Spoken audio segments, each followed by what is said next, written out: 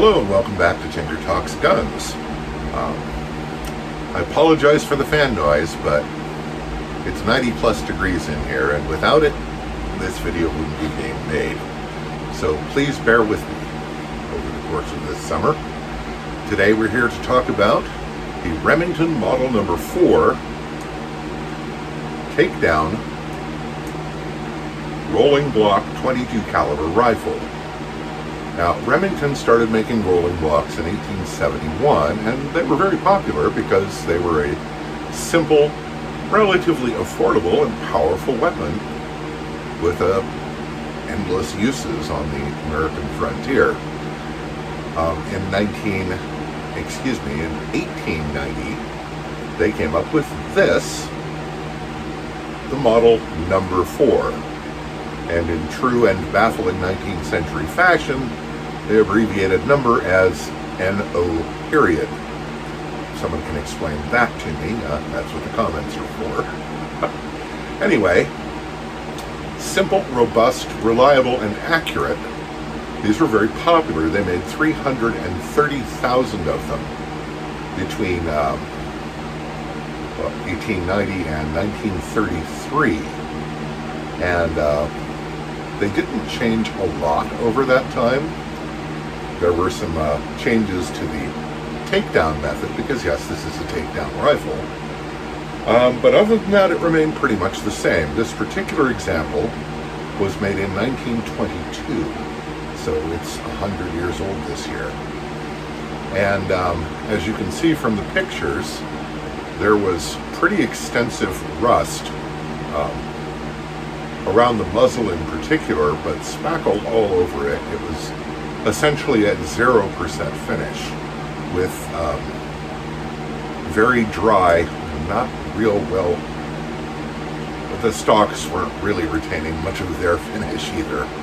And so I decided that rather than restoring it to its original splendor, I would conserve it, which means simply not trying to improve its condition so much as fixing the conspicuous problems like rust and treating it in such a way that those problems were not likely to continue as long as the weapon continued to be maintained. So let's take it to the tabletop and have a really good look at it. Okay, my apologies, because the tabletop is really not big enough to show off long guns. I'm working on that, but it will take a little time. So first things first, let's unload and show clear. Now, first you have to fully cock the hammer, because a projection underneath the hammer blocks the breech from moving. So even in the safety notch, the breech will not move. So you have to bring it to full cock and pull it back with this little lever, and the breech rolls down, and you can see that the chamber is empty. A little dirty too. Not surprisingly, I've been shooting it.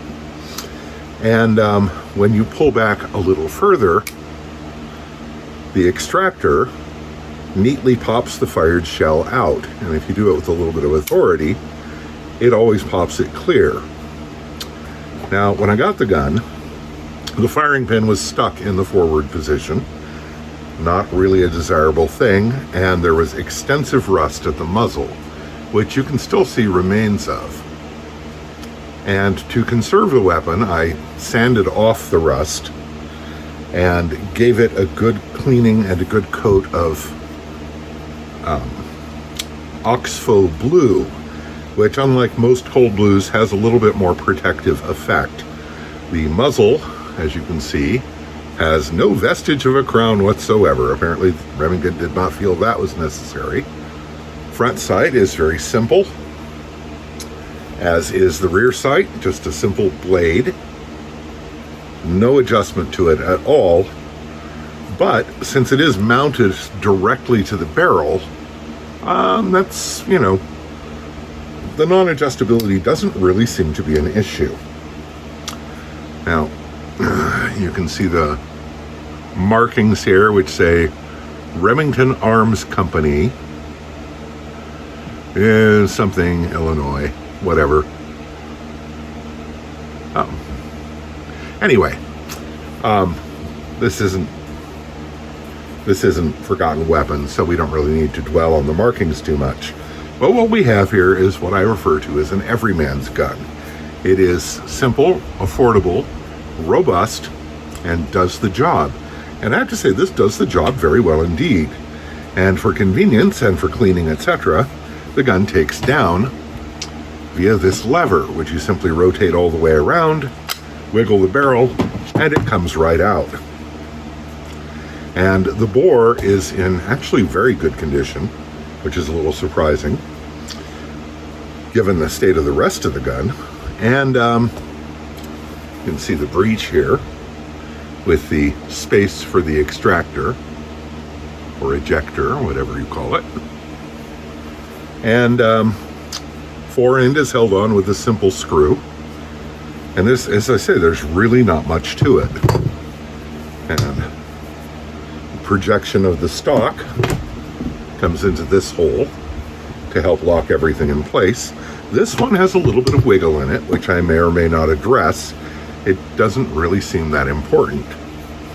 The trigger is quite light, very little over travel. It's really a very good trigger, which is really what you want on a small game gun. And again, you have the ejector. Now this is a thing. I'm going to put the gun back together real quick, which is just this simple. And we're back together. Now, when you open this all the way with the extractor forward, it is very easy for the rim of a cartridge to slip past the ejector, and then you can't close the gun or use it until you get that cartridge out. And the easiest way to do that is to pull the barrel. So what I usually try to do is eject the cartridge, close the breech, and then open it just enough to load a cartridge. And that has prevented any issues, especially when loading 6mm Flaubert cartridges or 22 short cartridges. And just in case you're wondering, I was firing 22 CB short CCI ammunition for the firing test. Originally actually shot me shooting 5 shots, and that was very tedious to watch, so I only included 1 shot. Anyway,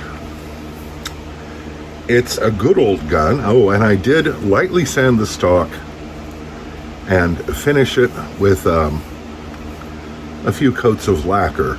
I was careful not to remove the battle scars and the marks of honest use, just as I did not attempt to remove any of the pitting or anything on the receiver.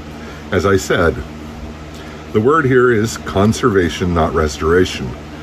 You know, basically the intent is to prevent it from deteriorating further. And what I have done is kind of the minimum to accomplish that. And again, the Oxfo blue on the receiver. And I actually had the stock off so that I could do the butt plate too. And I actually lacquered the inside of the butt plate after I cleaned the rust off. So that won't be a problem rusting in the future. The outside, well, it's just going to have to take its chances. Anyway, simple, robust rifle, very accurate, very nice to fire. Just really a great little piece of sort of everyday history. You know, nobody's going to write songs about these things, but they bought 330,000 of them. They must have been something to recommend them, and frankly, I can see the appeal. In addition to 22 long rifle, by the way, these were also available in 25 Stevens and 32 rimfire, which I found the 32 rimfire a bit of a curious choice because it was really, well, okay, they started making these in 1890, so it was not yet on its way out, but certainly by the end of production in 1933, 32 rimfire was at best a legacy cartridge.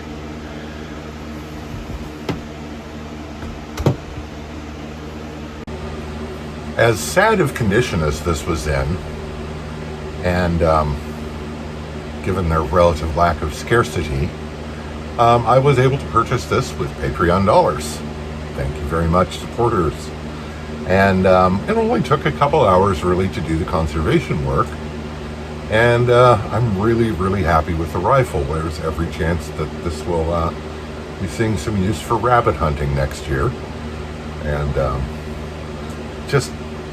I really like to take an old gun and bring it back from the brink. And with very little more work, there's no reason this can't still be doing its job in another 100 years. So, it's a great old rifle, and I really enjoy it. Anyway, it is a simple rifle, so there's not a ton more to say about it. If you like the video, please hit like, hit subscription, hit subscribe button if you want to see future videos as they come out. And do hit like and leave a comment. It really helps the algorithm get this channel out to more people. So, I hope this finds you well. Stay safe, take care, and we'll talk to you again real soon.